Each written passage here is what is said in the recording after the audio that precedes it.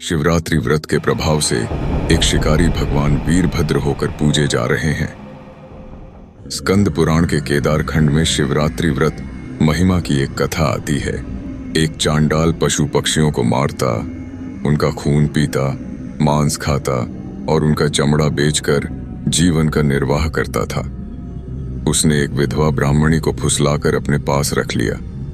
उसके गर्भ से एक बालक पैदा हुआ जिसका नाम रखा गया दुस्सह। दुस्सह भी अपने पिता की तरह ही दुष्कर्म करने लगा।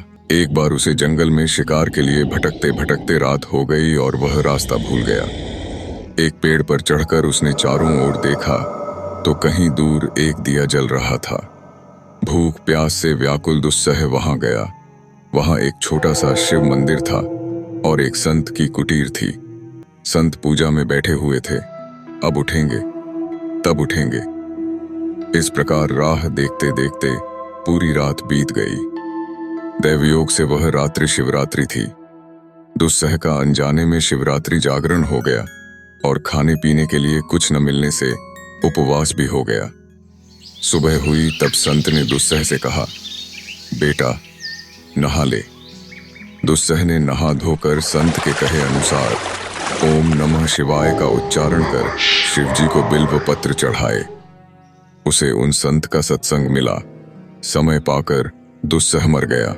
शिवरात्रि जागरण, संत दर्शन, उनके 2 वचनों का श्रवण और शिव मंत्र के जप के अलावा उसके जीवन में और कोई पुण्य न था। इस पुण्य से वह अगले जन्म में राजा विचित्रवीर्य बना। कहाँ तो एक शिकारी जो खरगोश, हिरण आदि प्राणियों के पीछे मारा मारा फिरता था, और कहाँ संत दर्शन, अनजाने में शिवरात्रि जागरण और शिव मंत्र के जप के प्रभाव से अगले जन्म में एक राजा बन गया। उसकी पूर्व जन्म की स्मृति बनी रही, जिसके प्रभाव से इस जन्म में भी वह शिव जी का पूजन अर्चन करता था।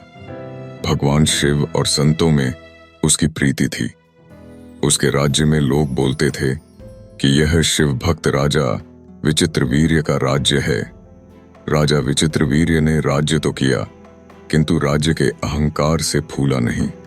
भोगों में तो रहा, किंतु भोगों की दलदल में फंसा नहीं। राजगद्दी पर तो रहा, किंतु राजगद्दी के दोष उसमें आए नहीं।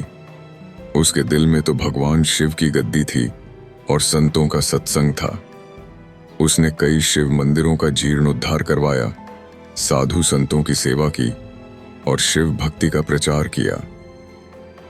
इन सब का इतना भारी पुण्य हुआ कि मृत्यु के पश्चात राजा सायुज्य मुक्ति को प्राप्त हुआ।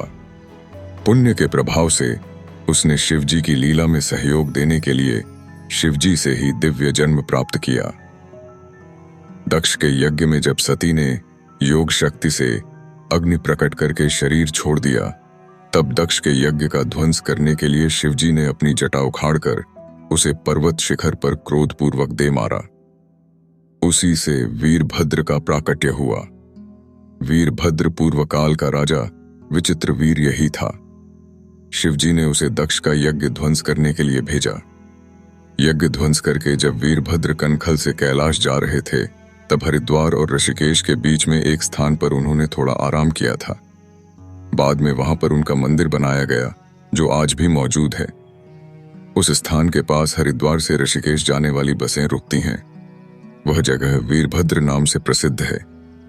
शिव भक्ति की कैसी महिमा है कि उसके प्रभाव से एक शिकारी भगवान वीरभद्र होकर पूजे जा रहे हैं।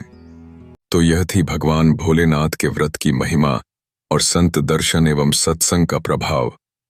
कैसे एक साधारण जीव भी भगवत्ता को प्राप्त कर सकता है। सनातन धर्म की इस अद्भुत गाथा ने यदि आपके हृदय को स्पंदित किया हो, तो कमेंट में हर हर महादेव लिखकर अपनी भक्ति प्रकट करें। इस दिव्य संदेश को अधिक से अधिक लोगों तक पहुंचाने के लिए वीडियो को लाइक करें और कम से कम 5 भक्तजनों को इसे शेयर करें। से ही आध्यात्मिक और प्रेरणादायक विषयों से जुड़े रहने के लिए चैनल को सब्सक्राइब करें और बेल आइकॉन दबाएं, ताकि हर नया वीडियो सबसे पहले आपको मिले।